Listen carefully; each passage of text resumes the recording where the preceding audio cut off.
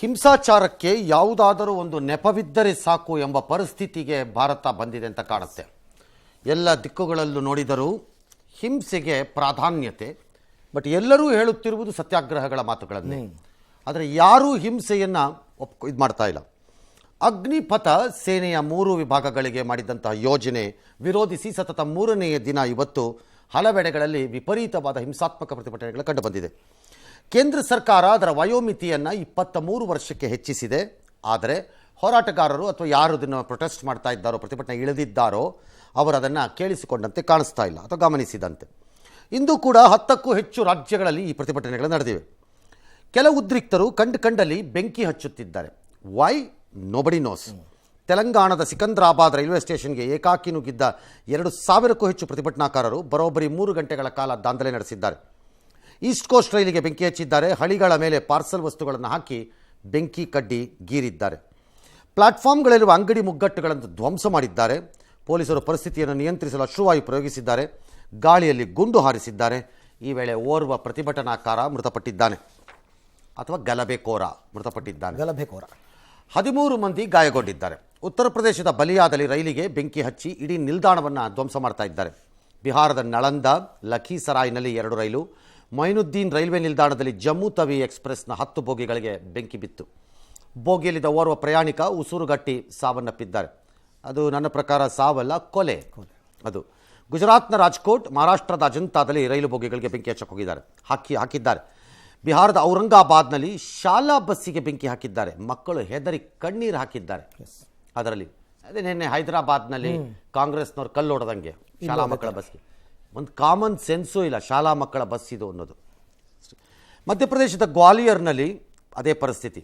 Bihar DCM Renu Devi, BJP ಅಧ್ಯಕ್ಷ ಸಂಜಯ್ ಜೈಸ್ವಾಲ್ಗಳ ಮನೆ ಮೇಲೆ ದಾಳಿ ಮಾಡಿದ್ದಾರೆ. ಮಾದೇಪುರದಲ್ಲಿ BJP ಕಚೇರಿಗೆ ಬೆಂಕಿ ಹಾಕಿದ್ದಾರೆ. ಉತ್ತರ ಪ್ರದೇಶದಲ್ಲಿ ಪ್ರತಿಭಟನೆಗಳು ಪ್ರಾರಂಭವಾಗಿ ಕೆಲವೆಡೆ ತೀವ್ರಗೊಂಡಿದೆ. ಟೋಲ್ಗಳಿಗೆ ಬೆಂಕಿ ಹಚ್ಚೋದು, ಯಮುನಾ ಎಕ್ಸ್ಪ್ರೆಸ್ ವೇ ಮತ್ತು ವಾರಣಾಸಿಯಲ್ಲಿ ಬಸ್ಗಳಿಗೆ ಬೆಂಕಿ ಹಾಕೋದು, ಮಥುರಾದಲ್ಲಿ ಲಾಠಿ ಚಾರ್ಜ್ ಆಯಿತು. ಹೈದರಾಬಾದ್ನಲ್ಲಿ ಮೆಟ್ರೋ ಸೇವೆ, MMTS ರೈಲು ಸೇವೆಗಳನ್ನು ಬಂದ್ ಮಾಡಿದರೆ ಹರಿಯಾಣ, ರಾಜಸ್ಥಾನ, ಮಧ್ಯಪ್ರದೇಶದ ಬಹುತೇಕ ರಾಜ್ಯಗಳಲ್ಲಿ ಪ್ರತಿಭಟನೆಗಳು ನಡೆದಿದೆ. ದೇಶಾದ್ಯಂತ ರೈಲು ಸೇವೆಯಲ್ಲಿ ಸಾಕಷ್ಟು ವ್ಯತ್ಯಯ ಆಗ್ತಾ ಇದೆ. ಸುಮಾರು 200ಕ್ಕೂ ಹೆಚ್ಚು ರೈಲುಗಳನ್ನು ರದ್ದು ಮಾಡಿದ್ದಾರೆ. ಹರಿಯಾಣದಲ್ಲಿ ಇಂಟರ್ನೆಟ್ ಸೇವೆಯನ್ನು ಬಂದ್ ಮಾಡಿದ್ದಾರೆ.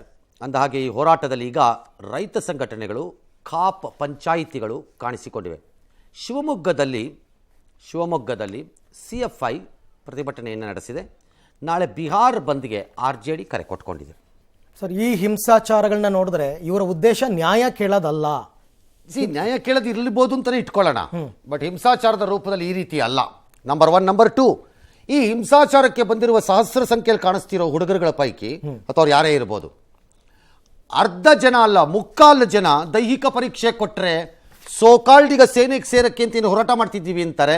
ಪಾಸ್ ಆಗಲ್ಲ. ಇವ್ರು ಪಾಸೇ ಆಗಲ್ಲ. ಬೆಟ್ ಕಟ್ಬಿಡ್ತೀನಿ ನಾನು. ಅರ್ಧ ಜನ ಪಾಸ್ ಆಗಲ್ಲ. ಇದರಲ್ಲಿ ಕರೆಕ್ಟ್, ತುಂಬಾ ಇದಾಗಿ ಮಾಡ್ತಾರೆ, ಆಗಿರುತ್ತಲ್ಲಿ ಅರ್ಧ ಜನ ಪಾಸ್ ಆಗಲ್ಲ. ಮತ್ತು ಪೋಖ್ರಿಗಳ ಥರ ಮಾಡೋಂಥವ್ರು ನಾಳೆ ದೇಶದ ಸೈನಿಕ ಆಗ್ತೀನಿ ಅಂತ ಹೇಳಬಾರ್ದು. ನನ್ನ ಲೆಕ್ಕಾಚಾರದಲ್ಲಿ ಪೊಲೀಸರ ಪ್ರತಿಯೊಂದು ಅಥವಾ ಟಿವಿಗಳದ್ದು ವಿಡಿಯೋಗಳನ್ನು ಎತ್ತಿಟ್ಟುಕೊಂಡು ನಾಳೆ ಸೆಲೆಕ್ಟ್ ಆದವನು ಆ ವಿಡಿಯೋನಲ್ಲಿ ಇದಾನ ಇಲ್ವಾ ಅಂತ ನೋಡಿ, ಒಂದು ವೇಳೆ ಅವನು ಯಾವನಾರು ಈ ಪ್ರೊಟೆಸ್ಟಲ್ಲಿ ಇದ್ದರೆ ಅವನು ಮುಖಾಮುಖಿ ಹೊಡೆದ ಹೊರಗೆ ಹಾಕ್ಬೇಕು. ನ್ಯಾಯ ಕೇಳೋದು ಬೇರೆ. There are some confusions. ಇದರಲ್ಲಿ ಕೆಲವು ಗೋಜಲುಗಳಿವೆ. ಗೋಜಲಿಲ್ಲ ಅಂತ ಯಾರು ಹೇಳಲಿಕ್ಕಾಗಲ್ಲ. ಮತ್ತು ಅತ್ಯಂತ ಸೂಕ್ಷ್ಮವಾದ ವಿಚಾರ, ಇದರಲ್ಲಿ ರಾಜಕೀಯವನ್ನಾಗಲಿ ಅಥವಾ ರಾಜ್ಯದ ಸೈದ್ಧಾಂತಿಕ ನೆಲೆಗಟ್ಟಿನಲ್ಲಿ ಅವನಾರು ತೀರ್ಮಾನ ತಗೊಳ್ತಾ ಇದ್ರೆ, ಅದರ ರಾಜಕೀಯ ಪಕ್ಷ ಆಗಲಿ ಯಾರೇ ಆಗಲಿ ಸಂಘಟನೆಗಳು, you are doing a great injustice to the country. ದೇಶಕ್ಕೆ ಅತಿ ದೊಡ್ಡ ಅನ್ಯಾಯವನ್ನು ಮಾಡ್ತಾ ಇರೋದು ನೀವು. ಸೇನೆಯ ವಿಚಾರದಲ್ಲಿ, ಅದರ ರೆಕ್ರೂಟ್ಮೆಂಟ್ ವಿಚಾರದಲ್ಲಿ ಯಾರ ಜೊತೆ ಮಾತಾಡಬೇಕೀಗ? ಯಾರ ಜೊತೆ ಮಾತಾಡಬೇಕು? ಎಲ್ಲ ರಾಜಕೀಯ ಪಕ್ಷಗಳು ಒಂದು ಸ್ಟ್ಯಾಂಡ್ ಅನ್ನ ಪೊಲಿಟಿಕಲಿ ತಗೊಳತ್ವೆ. ಯಾರ ಜೊತೆ ಮಾತಾಡ್ತೀರಿ ಈಗ ಈ ರೀತಿ ಹಿಂಸೆಗೆ ನಿಂತಾಗ? ಹೌದು, with whom you will talk. ಹಾಗಾಗಿ ದಿಸ್ ಲುಕ್ಸ್ ಲೈಕ್ ಪಾರ್ಟ್ಲಿ ಆಕ್ರೋಶದ ಅಂಚಿನಲ್ಲಿ ಪ್ರಾರಂಭವಾದಂತಹ ಹಿಂಸಾಚಾರ, ನಂತರ ಕಿಡಿಗೇಡಿಗಳು, ಸೈದ್ಧಾಂತಿಕವಾಗಿ ಈ ಪ್ರಸ್ತುತ ಕೇಂದ್ರದಲ್ಲಿರುವ ಸರ್ಕಾರವನ್ನು ವಿರೋಧ ಮಾಡುವವರು, ರಾಜಕೀಯವಾಗಿ ವಿರೋಧ ಮಾಡುವವರು, ವೈಯಕ್ತಿಕವಾಗಿ ಪ್ರೈಮ್ ಮಿನಿಸ್ಟರ್ನೋ ಅಥವಾ ಇನ್ಯಾರನ್ನೋ ವಿರೋಧ ಮಾಡುವವರು, ಈ ಎಲ್ಲರೂ ಸೇರಿದಂತೆ ಸಮಾಜದ್ರೋಹಿ ಶಕ್ತಿಗಳು ಸೇರ್ಕೊಂಡಿರುತ್ತವೆ ಇದರೊಳಗಡೆಗೆ. ಇದರಲ್ಲಿ ಎಲ್ಲರೂ ಸೈನ್ಯಕ್ಕೆ ಹೋಗುವಂಥವ್ರಲ್ಲ. ಅದ್ರಲ್ಲಿ ಅರ್ಧ ಜನದ ಏಜ್ ಚೆಕ್ ಮಾಡಿದ್ರೆ ನಾರ್ಮಲ್ ರೆಕ್ರೂಟ್ಮೆಂಟು, ಈ ಅಗ್ನಿಪಥ ಬಿಟ್ಬಿಡಿ, ನಾರ್ಮಲ್ ರೆಕ್ರೂಟ್ಮೆಂಟ್, ನಾರ್ಮಲ್ ಆಗಿ ಮಾಮೂಲಾಗಿ ಮಾಡೋ ರೆಕ್ರೂಟ್ಮೆಂಟ್ ಏಜ್ ದಾಟೋಗಿರ್ತಾರೆ ಬೇಕಾರೆ, ಏಜ್ ದಾಟೋಗಿರ್ತಾರೆ ಇವ್ರುಗಳು. This is too much. Still ಇದು ಭಾರತ ದೇಶ. ಹಾಗಾಗಿ ಎಲ್ಲವನ್ನೂ ನಾವು ರಾಜಕೀಯವಾಗಿ ತಗೊಳ್ಳೋದ್ರಿಂದ ಈ ಹಂತಕ್ಕೆ ತಂದಿಟ್ಕೊಂಡಿದ್ದಾರೆ. ಹಾಗಿದ್ರೆ ಅದ್ರಲ್ಲಿ ಸೂಕ್ಷ್ಮ ಇಲ್ವೇ ಇಲ್ವಾ? ಸೂಕ್ಷ್ಮತೆ ಇದೆ ಇದರಲ್ಲಿ, ಇಲ್ಲ ಅಂತ ಹೇಳಲಿಕ್ಕೆ ಬರಲ್ಲ. ಏನು ಸೂಕ್ಷ್ಮತೆ sir? In Indian army or air force or navy, ರಕ್ಷಣಾ ಪಡೆಗಳು ಒಂದು ಬಹುದೊಡ್ಡ ರಿಸ್ಕ್ ತಗೋತಾ ಇವೆ. ಪ್ರಪಂಚಾದ್ಯಂತ ಈ ಪ್ರಯೋಗ ಕೆಲವು ದೇಶಗಳಲ್ಲಿ ಜಾರಿಗೆ ಬಂದಿದೆ, ಓಕೆ, ಕೆಲವು ಕಡೆ ಬಂದಿಲ್ಲ, ಪ್ರಶ್ನೆ ಬೇರೆ. ಆದರೆ ಈ ಪ್ರಯೋಗವನ್ನು ಪ್ರಾರಂಭ ಮಾಡಲಿಕ್ಕೆ ಪ್ರಯತ್ನವನ್ನೇ ಮಾಡದೆ ಇದು ಬೇಡ ಎನ್ನುವುದಾದರೆ, ಫೌಜಿ ಅಂದರೆ ಸೇನೆಯ ಕೆಲಸ ಸರ್ಕಾರಿ ಉದ್ಯೋಗ ಅಲ್ಲ ನನ್ನ ಪ್ರಕಾರ. ಅದು ಸೇವೆ, ಅದು ನನ್ನ ಪ್ರಕಾರ ಸರ್ಕಾರಿ ಉದ್ಯೋಗ ಅಲ್ಲ. ಪಿಂಚಣಿ ತಗೊಳಕ್ಕೋಸ್ಕರ ಅವನು ಬರ್ತೀನಿ ಅಂತಂದ್ರೆ ವಾಟ್ಸಾಟ್ ಆಫ್ ಯೋಧ ಅವನು, ಹಂಗಾಗಲ್ಲ. ಬೇರೆ ಇಲಾಖೆಗೆ ಹೋಗ್ಬೋದು. ಎರಡದು ಯಾರು ಯಾರನ್ನು ಅಲ್ಲಿ ಬಲವಂತವಾಗಿ ಕರೆದಿಲ್ಲ. ಈಗ ಖಾಸಗಿ ಕ್ಷೇತ್ರಗಳಿಗೆ ಬಂದ್ರೆ, ಈಗ ನಮ್ಮಂತ ಖಾಸಗಿ ಕ್ಷೇತ್ರಗಳಲ್ಲಿ ನಮ್ಮಲ್ಲಿ ಪಿಂಚಣಿ ವ್ಯವಸ್ಥೆ ಇರುತ್ತೆ. ನಾಳೆ ಬೆಂಕಿ ಹಾಕ್ತೀನಿ ಟ್ರೈನ್ಗೆ ಅಂದ್ರೆ ಹಾಕೋ ಅಂತಾರೆ. ಹೌದು, ಕರೆಕ್ಟ್, ಹಾಕೋ ಅಂತಾರೆ. ಸರ್ಕಾರಿ ನೌಕರಿಗಿಂತ ಖಾಸಗಿ ನೌಕರಿನೇ ಜಾಸ್ತಿ ಇದೆ. ಎಲ್ಲದಕ್ಕೂ ನನಗೆ ಅಂದ್ರೆ ನೀನು ಯೋಧ ಆಗಕ್ಕಲ್ಲ ಅಲ್ಲಿ ಹೋಗ್ತಿರೋದು, ಪಿಂಚಣಿಗೆ ಹಂಗಾರೆ ಲೆಕ್ಕಾಚಾರ ಹಂಗಲ್ಲ ಅದು. ಅಫ್ಕೋರ್ಸ್ ಈ ಯೋಜನೆಯ ಕೆಲವು ಭಾಗಗಳನ್ನು ರಿಪೇರಿ ಮಾಡಬೇಕಾ, ಬದಲಾಯಿಸ್ಕೋಬೇಕಾ, ಅಥವಾ ಬೆಟರ್ ಮಾಡಬೇಕಾ, ದಾಟ್ಸ್ ಆಲ್ವೇಸ್ ಓಪನ್. ಅದು ಓಪನ್ ಇರಬೇಕದು. ಕೇಂದ್ರ ಸರ್ಕಾರನೂ ಅಷ್ಟೇ, ಅದನ್ನು ಓಪನ್ ಇಟ್ಕೋಬೇಕು. ಓಪನ್ ಇಟ್ಕೊಳ್ಳದೆ ಕ್ಲೋಸ್ ಮಾಡೋಕ್ಕಾಗಲ್ಲ ಅದನ್ನ. ಅದು ಆಗಬಹುದು ಮಾಡ್ಕೊಂಡು ಹೋದ್ರೆ ನೀವು. ಬಟ್ ಈ ರೀತಿ ಹಿಂಸಾಚಾರ ಕೈ ಹಾಕಿದ್ರೆ ಸರ್ಕಾರಿ ಉದ್ಯೋಗದ ಥರ ಅದನ್ನು ಏನಿಲ್ಲ, ಯಾವ ಲೆಕ್ಕಾಚಾರದಲ್ಲಿ ಆಗತ್ತದು? ಹೇಗೆ ಸಾಧ್ಯ? ನನಗೆ 3 ದಿನದಿಂದ ನೋಡಿದ ಮೇಲೆ ಅನ್ನಿಸ್ತು, 2 ಅನ್ನಿಸ್ತು. ನಂಬರ್ 1, ಅರ್ಧ ಹುಡುಗರಿಗೆ ವಯೋಮಿತಿನೇ ಇಲ್ಲ. ಇಲ್ಲಿ ಗಲಭೆಕೋರರಿಗೆ ಇಲ್ಲ. ಇನ್ನು ಕಾಲು ಹುಡುಗರು ಪಾಸೇ ಆಗಲ್ಲ, ಇವು ದೈಹಿಕ ಪರೀಕ್ಷೆನಲ್ಲಿ ಪಾಸೇ ಆಗಲ್ಲ. ಮೂರನೇದು, ಆಲ್ ರೈಟ್, ಇದು ಲಾಭನ ನಷ್ಟನ ಪ್ರಶ್ನೆ ಸಹಜವಾಗಿ ಬಂದಿದೆ. 2 ವರ್ಷದಿಂದ ಯಾವುದೇ ರೀತಿಯಾದಂಥ ನೇಮಕಾತಿ ಆಗದೆ ಇದ್ದಿದ್ರಿಂದ ಯುವಕರಿಗೆ ನನಗೆ ಸಿಕ್ತಿತ್ತೇನೋ ಇದರಲ್ಲಿ ಅಂತ ಅನ್ಸಿರ್ಬೋದು. ಸಿಕ್ಲೂಬೋದು ಆ ಹುಡುಗರಿಗೀಗ. ಆದ್ರೆ 4 ವರ್ಷ ಆದ್ಮೇಲೆ ಏನು ಮಾಡಬೇಕು ಅನ್ನೋ ಒಂದು ಪ್ರಶ್ನೆನ ಈಗ ಅದನ್ನು 23 ಮಾಡಿದ್ದಾರೆ, ಈ ವರ್ಷಕ್ಕೆ ಮಾತ್ರ ಮಾಡಿದ್ದಾರೆ. ಡ್ಯಾಶ್ ಡ್ಯಾಶ್ ತುಂಬಾ ಅದ್ಭುತವಾಗಿ ಕೆಲಸ ಮಾಡಬಹುದಾದವನಿದ್ರೆ ಅವನು 25% ಕೋಟಾನಲ್ಲಿ ಮುಂದುವರಿತಾನೆ, ಅವನೇನು ಹಿಂದಕ್ಕೆ ಹೋಗಲ್ಲ, ಉಳಿದವ್ರು ಹಿಂದಕ್ಕೆ ಬರ್ಬೋದೇನೋ. ಓಕೆ, ಲಾಭ ನಷ್ಟನ ಹೇಗೆ? ಲಾಭನೂ ಇರ್ಬೋದು, ನಷ್ಟನೂ ಇರ್ಬೋದು. ಆ ಮಾಡುವ ಕೆಲಸವನ್ನು ನಾನು ಹೇಗೆ ನೋಡ್ತೀನಿ ಅನ್ನೋ ಲೆಕ್ಕಾಚಾರದ ಮೇಲೆ, ಅದರ ಮೇಲೆ ಲೆಕ್ಕ ಅದು. ಈಗ ಬಹಳಷ್ಟು ರಾಜ್ಯ ಸರ್ಕಾರಿ ನೌಕರಿಗಳಲ್ಲಿ ನೇಮಕಾತಿಯಲ್ಲೇ ಈಗ ಪಿಂಚಣಿ ತೆಗಿತಿದ್ದಾರೆ. ಹೌದು, ಕೆಲವು ಡಿಪಾರ್ಟ್ಮೆಂಟ್ಸ್ ಅಲ್ಲಿ. ಯಾಕೆ ಒಬ್ರು ಮಾತಾಡಲ್ಲ? Why only this? ಯಾವ್ಯಾವ ರಾಜ್ಯ ಸರ್ಕಾರಗಳು ಪೊಲಿಟಿಕಲ್ ಪಾರ್ಟಿಗಳಿಗೆ ಸಪೋರ್ಟ್ ಮಾಡ್ತಾ ಇವೆ ಅಂತ ಭಾಷಣ ಬಿಗಿತಿದ್ದೀರೋ ಅಲ್ಲೂ ಇದೆ, ಆ ರಾಜ್ಯಗಳಲ್ಲೂ ಅಲ್ಲೂ ಇದೆ. ಹೌದು, ಕರೆಕ್ಟ್, ಅಲ್ಲೂ ಇದೆ. ಅದ್ಯಾಕೆ ಮಾತಾಡಲ್ಲ? ದಿಸ್ ಇಸ್ ಅನ್ಫೇರ್, ಇದು ದೇಶಕ್ಕೆ ಆಗ್ತಿರೋ ಅನ್ಯಾಯ ಅಷ್ಟೇ. ಹಾಗಿದ್ರೆ ರಿಸ್ಕ್ ಇಲ್ವಾ? ಇದೇ ರಿಸ್ಕ್ ಇದರಲ್ಲಿ. ಈ ಎಕ್ಸ್ಪೆರಿಮೆಂಟ್ ಹೇಗೆ ವರ್ಕ್ ಆಗುತ್ತೆ ಅನ್ನೋದು ಯಾರಿಗೂ ಗೊತ್ತಿಲ್ಲ. But it is an experiment, you have to work. ಬೇರೆ ದಾರಿ ಇಲ್ಲ ನಿಮಗೆ. ಬರೀ ಆರ್ಥಿಕ ಕಾರಣ ಅಲ್ಲ, ಆರ್ಥಿಕ ಕಾರಣವೂ ಒಂದು ಬಹುಮುಖ್ಯ. ಈಗ ಕೂತ್ಕೊಂಡು ಯಾರೋ ಒಬ್ಬ ಪೊಲಿಟಿಕಲ್ ಲೀಡರ್ ಹೇಳ್ತಾ ಇದ್ದಿದ್ದು ಕೇಳಿಸ್ಕೊತಿದ್ದೆ, ಒಂದು ಪಿಂಚಣಿ ಒಂದು ಇದನ್ನು ಕೊಡೋಕ್ಕೆ ಯೋಗ್ಯತೆ ಇಲ್ವೇನ್ರಿ ಅಂತ. ಯೋಗ್ಯತೆ ಇಲ್ಲ ಅಂತಲ್ಲ ಯಾರು ಹೇಳ್ತಿರೋದು. ಈ ವರ್ಷ ಮುಂದಿನ ವರ್ಷ ನೀವು ಕೊಟ್ಕೊಂಡು ಹೋಗ್ಬೋದು, ಪ್ರಾಬ್ಲಮ್ ಅಲ್ಲ. ಬೆಳೀತಾ ಹೋದ್ಮೇಲೆ ಏನಾಗತ್ತೆ ಅನ್ನೋ ವಿಜುವಲೈಸೇಷನ್ ಊಹೆ ಮಾಡ್ಕೋಬೇಕು ಯಾರು ಒಬ್ರೀಗ. ಕರೆಕ್ಟ್, ಏನಾಗತ್ತೆ ಅಂತ ತಯಾರಿ ಇಲ್ಲ ಕೇಳಿಸ್ಕೊಳಕ್ಕೆ ಯಾರೋ ಅದನ್ನ. ಸಿದ್ದರಾಮಯ್ಯನವ್ರು ಇವತ್ತೇನೋ ಹೇಳ್ತಾ ಇದ್ರು, ಯಾರು ಅರ್ಥಶಾಸ್ತ್ರಜ್ಞರು ಅವರು ಅಂತಿದ್ರು. ಅರ್ಥಶಾಸ್ತ್ರಜ್ಞರಾಗಿ ಯೋಚನೆ ಮಾಡಿ ಏನಾಗತ್ತೆ. ಕರ್ನಾಟಕ ಬಜೆಟ್ ಅಥವಾ ಭಾರತದ ಬಜೆಟ್ ಅಥವಾ ವಿವಿಧ ರಾಜ್ಯಗಳ ಬಜೆಟ್ನಲ್ಲಿ ನಿಮ್ಮ ಸಾಲ, ಆದಾಯ, ಪಿಂಚಣಿ ಮತ್ತು ಸಂಬಳ ಇದಕ್ಕೆ ಹೋಗ್ತಿರೋ ದುಡ್ಡು ಎಷ್ಟು ಅಂತ ಯಾರು ಚೆಕ್ ಮಾಡ್ಕೊಂಡಿದ್ದೀರಾ? ಸಿಂಹಪಾಲ ಅದಕ್ಕೆ ಹೋಗಿ ಚೆಕ್ ಮಾಡ್ಕೊಂಡಿದ್ದೀರಾ ಯಾರು? ಹೌದು, ಹಂಗಾಗಲ್ಲ ಇದು. ಬಟ್ ಇದನ್ನ 24, 23 ಇದನ್ನ 25 ಮಾಡ್ಬೋದಾ? 4 ವರ್ಷ ಇರೋ ಪೀರಿಯಡ್ನ ಸೇವಾ ಅವಧಿಯನ್ನು 6 ಮಾಡ್ಬೋದಾ? 15 ಲಕ್ಷ ರೂಪಾಯಿ ಅವ್ರ ಸೇವೆಯಿಂದ ಹೊರಗೆ ಬರ್ತಾರೆ 6 ವರ್ಷ ಆದಾಗ್ಲೋ 4 ವರ್ಷ ಆದಾಗ್ಲೋ ಅಂದಾಗ ಅದನ್ನು 25 ಲಕ್ಷ ಮಾಡ್ಬೋದಾ? ಸಂಬಳ 30,000, 40,000, 60,000 ವರ್ಷಕ್ಕೆ ಕೊನೆಯ ಹಂತದಲ್ಲಿ ಅವ್ರು 7 ಲಕ್ಷಕ್ಕೆ ಬರ್ತಾರೆ ಅಂತಿರೋದನ್ನ 10 ಲಕ್ಷಕ್ಕೆ ತರಬಹುದಾ? ಹೌದು, ದೀಸ್ ಆರ್ ಆಲ್ ಡಿಸ್ಕಷನ್ಸ್. ಚರ್ಚೆ ಆಗಬೇಕಲ್ಲ, ಚರ್ಚೆ ಆಗಬೇಕು. ಸ್ಕೀಮೇ ಬೇಡ, ನನಗೆ ಪಿಂಚಣಿ ಕೊಟ್ಕೊಂಡು ಅದೇನು ಸರ್ಕಾರಿ ಉದ್ಯೋಗಿನ ಅದು? ಇನ್ ಫ್ಯಾಕ್ಟ್ ಒಂದು ಅನ್ಯಾಯ ಆಗ್ಬೋದು ಭಾಳ ಜನಕ್ಕೆ, ಇದು ಅರ್ಥ ಮಾಡ್ಕೋತಿಲ್ಲ ಯಾರು ಅನ್ಸತ್ತಿಲ್ಲಿ. ಏನು ಸರ್? ಸೇನೆ ಮತ್ತು ಭೂಸೇನೆ, ವಾಯು ಮತ್ತು ನೌಕಾಸೇನೆಯಲ್ಲಿ ಈಗ ರಫ್ಲಿ ನಮ್ಮ ಹತ್ರ ಒಂದು 25,000 ವೇಕೆನ್ಸಿ ಉದ್ಯೋಗ ಖಾಲಿ ಇದೆ ಅಂತ ಇಟ್ಕೊಳ್ಳಿ. ಫಿಲಪ್ ಮಾಡಿದ್ರು ಅನ್ಕೊಳ್ಳಿ, ಮುಂದಿನ ವರ್ಷ ಏನು ಮಾಡ್ತೀರಿ? ಆ ಯುವಕರು ಏನು ಮಾಡ್ತೀರಿ? ಪ್ರತಿ ವರ್ಷ 25,000 ಹಾಕ್ಕೊಳಕ್ಕಾಗಲ್ವಲ್ಲ, ರಿಟೈರ್ಮೆಂಟ್ ಬೇಸಿಸ್ ಮೇಲೆ ಹಾಕೋತಾರೆ. ಹಾಗೇನು ಮಾಡ್ತೀರಿ? ಅದೇ ರೆಗ್ಯುಲರ್ ರಿಕ್ರೂಟ್ಮೆಂಟ್ ಅಲ್ವಾ ಸರ್ ಇದು? ಹಂಗೆ ಮಾಡ್ಬಿಟ್ರೆ ಫಿಲಪ್ ಆಗೋಗುತ್ತಲ್ಲ, ಮುಗದೇ ಹೋಯ್ತು. ಆಮೇಲೆ ಇನ್ನು ಉಳಿದವರಿಗೆ ಚಾನ್ಸ್ ಇಲ್ಲ. ಅಂಡರ್ ರಿಟೈರ್ಮೆಂಟು ಡೆತ್ ಅಲ್ಲಿ ಫಿಲಪ್ ಆಗತ್ತಷ್ಟೇ. ಎಷ್ಟಾಗತ್ತದು? ತುಂಬಾ ಕಡಿಮೆ. ಇಲ್ಲಿ ಹಂಗಲ್ಲ, ನಿಮ್ಗೆ ಅವಕಾಶ ಇರುತ್ತೆ. ಹೌದು, ಅವಕಾಶ ಇರುತ್ತೆ, ಟ್ರೈ ಮಾಡ್ಬೋದು.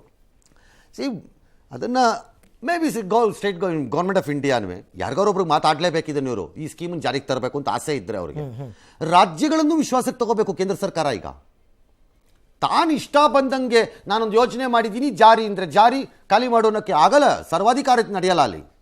ರಾಜ್ಯ ಸರ್ಕಾರಗಳಿಗೆ ಮಾತಾಡಬೇಕು ಕೇಂದ್ರ ಸರ್ಕಾರ ಈ ವಿಚಾರದಲ್ಲಿ. ಆಲ್ ರೈಟ್, 4 ವರ್ಷ ಇದ್ದಿದ್ದನ್ನು 6 ವರ್ಷ ಮಾಡೋಣ ಮಕ್ಕಳಿಗೆ. 6 ವರ್ಷ ಆದಮೇಲೆ ಆ ಮಕ್ಕಳು ಆಚೆ ಬಂದಾಗ ಅವಕ್ಕೊಂದು PUCನೋ ಡಿಗ್ರಿನೋ ಸಿಗೋ ಹಂಗೆ ಮಾಡ್ಬೇಕು ನಾವು ಆ ಪೀರಿಯಡ್ಡಲ್ಲಿ. ಅದಕ್ಕೆ ಅವ್ರು ಸೈನ್ಯದ ಕೆಲಸನೂ ಮಾಡ್ಕೊಂಡು ಓದೋದು ಕಷ್ಟ ಆಗ್ಬೋದು.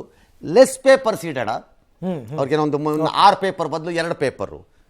ಹಿಂದೆ ಸೈನ್ಯದಿಂದ IAS IPSಗೆ UPSCಗೆ ಬರ್ತಾ ಇದ್ದಂಥ ಹಲವಾರು ಅಧಿಕಾರಿಗಳಿಗೆ ಆ ಥರ ಲೆಸ್ ಪೇಪರ್, ಕಡಿಮೆ ಪೇಪರೇ ಇರ್ತಿತ್ತು ಬರೆಯೋಕ್ಕೆ, ಬರ್ತಿದ್ರು. ಹಾಗೆ ಕಡಿಮೆ ಇಡ್ಬೋದಾ? ಇದಾದ ಮೇಲೆ ರಾಜ್ಯ ಪೊಲೀಸ್ಗಳ ವ್ಯವಸ್ಥೆಗಳಲ್ಲಿ, ಸೆಂಟ್ರಲ್ ರಿಸರ್ವ್ ಪೊಲೀಸಲ್ಲಿ, CRPಗಳಲ್ಲಿ, ಮೇ ಬಿ ಇವನ್ BSFನಲ್ಲಿ, ಮೇ ಬಿ ಇವನ್ ITBPನಲ್ಲಿ, ಮೇ ಬಿ ಇವನ್ RAFನಲ್ಲಿ ಇಲ್ಲಿ ಉದ್ಯೋಗಗಳನ್ನು ಅವರಿಗೆ ಒಂದು ನಿಶ್ಚಿತ ರೂಪದಲ್ಲಿ ಏನಾದರೂ ಒಂದನ್ನು, ಎಲ್ಲರಿಗೂ ಅಲ್ಲದೆ ಇರ್ಬೋದು, ಅಟ್ಲೀಸ್ಟ್ ಒಂದು ಪರ್ಸೆಂಟೇಜ್ ರಿಸರ್ವ್ ಮಾಡ್ಕೊಳಕ್ಕಾಗತ್ತಾ? ಇದನ್ನೆಲ್ಲ ಟ್ರೈ ಮಾಡಬೇಕು. ಹೌದು, ಟ್ರೈ ಮಾಡ್ಬೋದು. ಅದನ್ನೆಲ್ಲ ಮಾಡೋಕ್ಕಾಗಲ್ಲ ಅಂತೇನಿಲ್ಲ, ಅದನ್ನೆಲ್ಲ ಎಲ್ಲರಿಗೂ ಆಗದೆ ಇರ್ಬೋದು, ಅದು ಪ್ರಶ್ನೆ ಬೇರೆ. ಇನ್ನೊಂದು ಪಾಯಿಂಟ್ ಹೇಳ್ತೀನಿ. 3 ವಿಭಾಗ ಆರ್ಮಿ, ಏರ್ಫೋರ್ಸ್, ನೇವಿ ಏನಿದೆ, ಭೂಸೇನೆ, ವಾಯುದಳ ಮತ್ತು ನೌಕಾದಳ ಏನಿದೆ, ಇದರಲ್ಲಿ ವಾಯುದಳಕ್ಕೆ ಹೋಗಿ ಈ ಅಗ್ನಿವೀರ್ ಇದರಲ್ಲಿ ಸೇರ್ಕೊಳ್ಳೋಂಥವ್ರು ಹೆಚ್ಚು ಕಡಿಮೆ ಜಾಬ್ಗೆ ಒದ್ದಾಡಲ್ಲ. ಹೆಂಗೆ ಸರ್? ಆಚೆ ಬಂದ ತಕ್ಷಣ ಕೆಲಸ ಸಿಕ್ಬಿಡುತ್ತೆ ಅವ್ರಿಗೆ. The aviation sector is booming. ಅವ್ರಿಗೆ ಸಿಕ್ಬಿಡುತ್ತೆ ಅವ್ರಗಳಿಗೆ.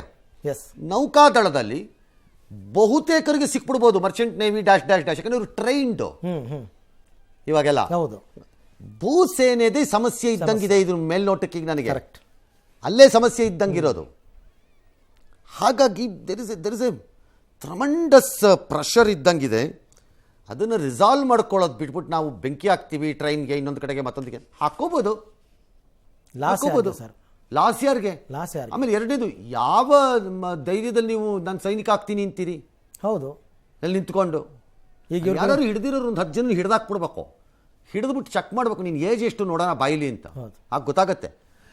ಇನ್ನೂ ರಾಜಕೀಯ, ದಟ್ ಯು ಕೆನಾಟ್ ಸ್ಟಾಪ್. ಈ ದೇಶದಲ್ಲಿ ನಿಲ್ಸೋಕ್ಕಾಗಲ್ಲ ಅದನ್ನ.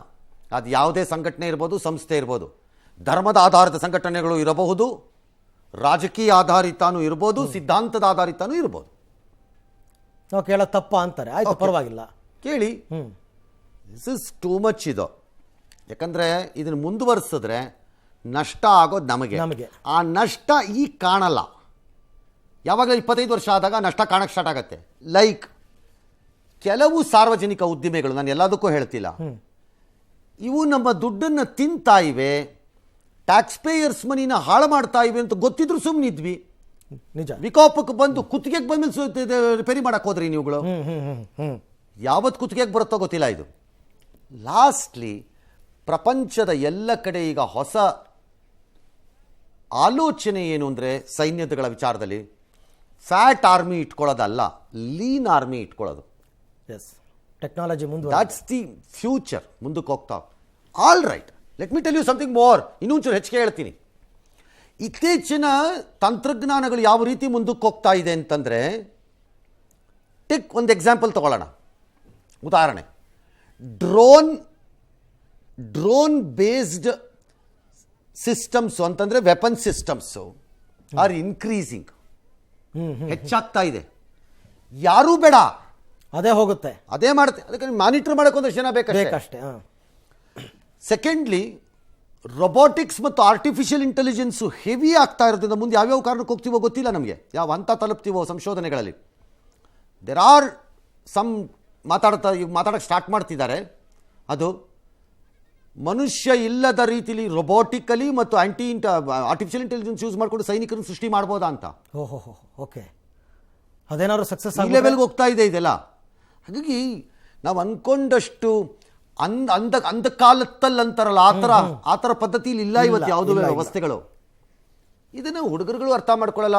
ಅವ್ರು ಮಜಾ ನೋಡ್ತೀವಿ ಕಟ್ಕೊಂಡು ಅಂದ್ರೆ ಕಟ್ಕೋಬೋದು, ಮಜಾ ನೋಡ್ಬೋದು ಬೇಕಾದ್ರೆ, ಇನ್ನೇನು ಮಾಡೋಕ್ಕಾಗಲ್ಲ ಅದಕ್ಕೀಗ.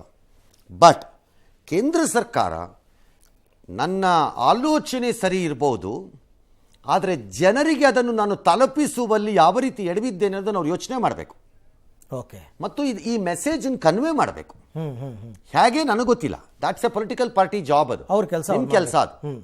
ಅದು ಪ್ರತಿಪಕ್ಷಗಳಿಗೆ ಹೇಳ್ತಿರೋ ಬೇರೆಯವ್ರ ಮೂಲಕ ಹೇಳ್ತಿರೋ ಹೇಗೋ ನೋಡ್ಬೇಕು ಅದನ್ನು ಈಗ.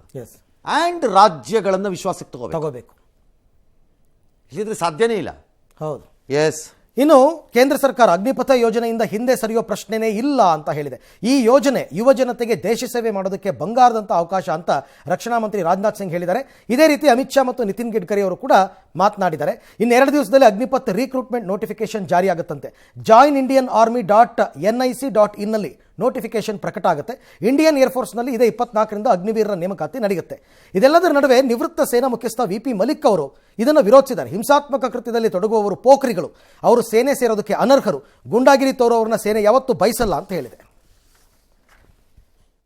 पिछले 2 साल से सेना में भर्ती की प्रक्रिया न होने के कारण बहुत से नौजवानों को सेना में भर्ती होने का अवसर नहीं मिला.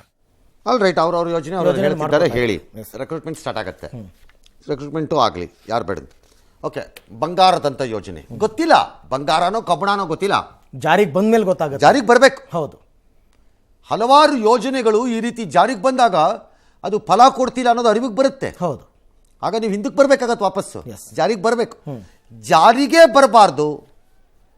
ನಾವು ಹೇಳ್ದಂಗೆ ಇದು ನಡಿಬೇಕು. ಇಲ್ಲೆಲ್ಲೋ ಈಗ ಹಿಜಾಬ್ಗೆ ಹೇಳ್ದಂಗೆ ನಾನು ಹೇಳ್ದಂಗೆ ನಡಿಬೇಕು. ಹೌದು. ಹಂಗಾಗಲ್ಲ. ಕರೆಕ್ಟ್. ಹಂಗಾದ್ರೆ ದೇಶಗಳು ಮುಂದಕ್ಕೆ ಹೋಗಲ್ಲ.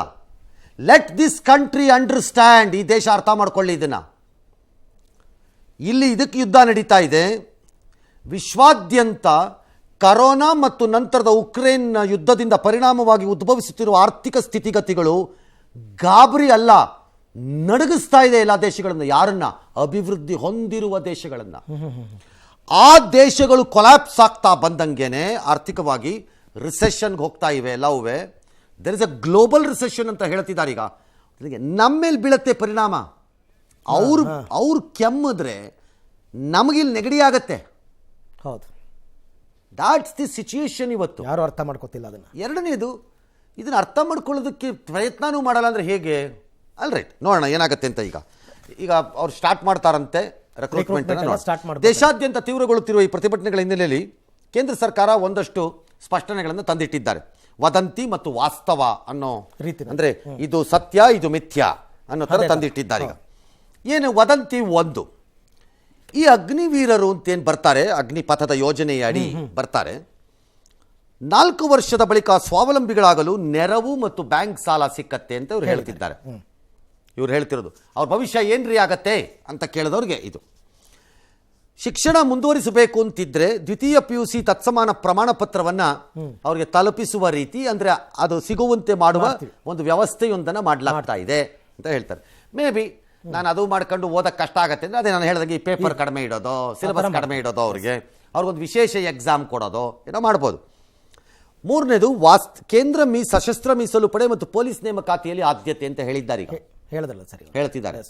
ಅದು ಬರೀ ಕೇಂದ್ರದ ಮಟ್ಟ ಅಲ್ಲ, ಅದನ್ನೇ ನಾನು ರಾಜ್ಯಗಳನ್ನು ವಿಶ್ವಾಸಕ್ಕೆ ತಗೋಬೇಕು ಅಂತಿದ್ದು ಕೇಂದ್ರ. ರಾಜ್ಯ ಪೊಲೀಸ್ ವ್ಯವಸ್ಥೆಗೂ ಬರಬೇಕು ತಂದು. ಬಿಕಾಸ್ ಸೆಕ್ಯೂರಿಟಿಗೆ ಜನ ಇಲ್ಲ, ಇವರು ಟ್ರೈನ್ಡ್ ಪೀಪಲ್, ವೆಲ್ ಟ್ರೈನ್ಡ್. ಯಾರೋ ಒಬ್ರು ಕೇಳ್ತಾ ಇದ್ರು, ಏನು ಟ್ರೈನಿಂಗ್ ರೀ ಕೊಡ್ತೀರಿ 4 ವರ್ಷದಲ್ಲಿ ಅವ್ರಿಗೆ? ಏನು ಟ್ರೈನಿಂಗ್ ಆಗಲ್ಲ. No, you are completely wrong. Defence forces ಹೇಗೆ ಕೆಲಸ ಮಾಡುತ್ತವೆ ಅನ್ನೋದು ಈ ದೇಶದಲ್ಲಿ ಬಹುಜನರಿಗೆ ಅರಿವಿಲ್ಲ. ಈಗಲೂ basic training 4 weeks to 8 weeks ಇರೋದು. ಬೇಸಿಕ್ ಈಗಲೂ ಇರೋದು ಅದೇ.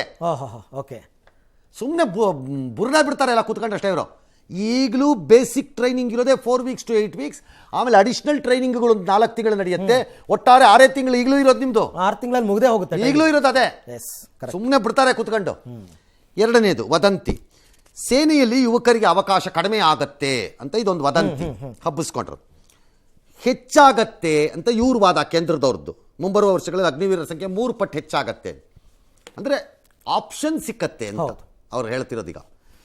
ವದಂತಿ 3, ರೆಜಿಮೆಂಟ್ ವ್ಯವಸ್ಥೆಗೆ ಹೊಡೆತ ಬೀಳತ್ತೆ. ಅಂದರೆ Bihar regiment, Gorkha regiment, MEG, ಈ ಥರ ಏನೇನು ರೆಜಿಮೆಂಟ್ಗಳಿವೆ ನಮ್ಮ ಆರ್ಮಿನಲ್ಲಿ, ವಿಭಾಗಗಳಿವೆ, ಅದಕ್ಕೆ ಹೊಡೆತ ಬೀಳುತ್ತೆ ಅಂತ ಲೆಕ್ಕಾಚಾರ. ಯಾಕಂದರೆ ರೆಜಿಮೆಂಟ್ಗಳನ್ನು ಆಯಾಯ ಯೋಧರು ತಂದೆ ತಾಯಿಗಿಂತ ಹೆಚ್ಚು ಪ್ರೀತಿ ಮಾಡ್ತಾರೆ. ಅವ್ರ ಅಪ್ಪ ಅಮ್ಮನಿಗಿಂತ ಜಾಸ್ತಿ ಪ್ರೀತಿ ಮಾಡ್ತಾರೆ ಬೇಕಾದ್ರೆ ರೆಜಿಮೆಂಟ್ಗಳನ್ನು. ಆ ರೆಜಿಮೆಂಟ್ ಅಂದ್ರೆ ಅವ್ರಿಗೆ ಇದು. ಹಾಗಾಗಿ ಆಯಾ ರೆಜಿಮೆಂಟ್ಗಳಿಗೆ ಒಂದೊಂದು ಘೋಷವಾಕ್ಯಗಳಿದೆ. ಮರಾಠ ಲೈಟ್ ಇನ್ಫೆಂಟ್ರಿಗೆ ಹೋದ್ರೆ ಹರ ಹರ ಮಹಾದೇವ್ ಅಂತಾನೋ, ಸಿಖ್ ರೆಜಿಮೆಂಟ್ ಅಲ್ಲಾದ್ರೆ ಇನ್ನೊಂದು ಘೋಷವಾಕ್ಯದೊಂದಿಗೆ ಹೋಗ್ತಾರೆ ಅವರು ಯುದ್ಧಕ್ಕೆ, ಹೋಗೋದೇ ಆದಾಗ, ಹೋಗ್ಲೇಬೇಕಾದ ಬಂದಾಗ. ಹಾಗಾಗಿ regiment is very very important and critical. ಅದು ಈ IAS IPS ಆಫೀಸರ್ಗಳನ್ನ ಕೇಳಬೇಕು ನೀವು, ಅವ್ರು ಹೇಳ್ತಿರ್ತಾರೆ ಅವ್ರಿಗೆ ಏನೇ ಇರ್ಬೋದು, ಬ್ಯಾಚ್ಮೇಟ್ ಅಂದ ತಕ್ಷಣ ಕಿವಿ ಚುರುಕಾಗ್ಬಿಡುತ್ತೆ ಅವ್ರಿಗೆ. ಹಾಗೆ ನಮಗೆ ನಮ್ಮ ಕ್ಲಾಸ್ಮೇಟ್ ಅಂದ್ರೆ ಆಗಲ್ವೇ ಚುರುಕು? ಖಂಡಿತ. ಹಾಗೆ ಅದು ಹೊಡೆತ ಬೀಳತ್ತೆ ಅಂತ. ಇಲ್ಲ ಬೀಳಲ್ಲ, ಇನ್ನಷ್ಟು ಬಲ ಆಗತ್ತಿದು ಅಂತ ಆರ್ಮಿ ಹೇಳುತ್ತೆ. ಸೈನ್ಯ ದುರ್ಬಲಗೊಳ್ಳತ್ತೆ. ಹೇಗೆ ದುರ್ಬಲಗೊಳ್ಳತ್ತೆ ಅಂತ ಆರ್ಮಿ ಪ್ರಶ್ನೆ. ಅಲ್ಪಕಾಲಿಕ ಭರ್ತಿ ಪ್ರಕ್ರಿಯೆ ನಮ್ಮ ದೇಶ ಅಲ್ಲ, ಬಹುದೇಶಗಳಲ್ಲಿ ಇದೆ, ನಮ್ಮ ದೇಶ ಒಂದೇ ಅಲ್ಲ. ಇದೊಂದು ಅತ್ಯುತ್ತಮ ವಿಧಾನ.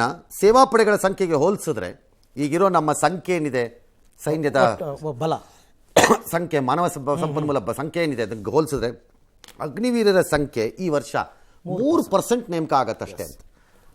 ವಾಸ್ತವ 4 ವರ್ಷಗಳ ನಂತರ ತುಂಬ ಅರ್ಹರು ಯಾರೋ ಇದ್ದಾರೆ ಅಂತ ಅನ್ನಿಸ್ಬೋದು. ಅವರು ಕಂಟಿನ್ಯೂ ಆಗ್ತಾರೆ 25% ಜನ ಅಂತ ಹೇಳ್ತೀವಿ. ವದಂತಿ 5 ಕ್ವಿಕ್ ಆಗಿ ಹೋಗೋಣ.